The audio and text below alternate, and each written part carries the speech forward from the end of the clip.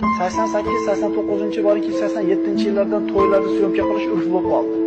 O'sha 20 yil burun to'yda nonushtani syomka qilingan kasetasi bo'lsa, olib qo'yib ko'ringlar. Shu bomdodda o'qib, masjiddan nonushtaga kirib kelayotgan oqsoqollarni sananglar nechtasi qoldi shu 20 yil ichida. Qo'rqib ketasiz. Qo'rqib ketasiz. Ko'zingizga yoshlar keladi, kimlar ketganligi.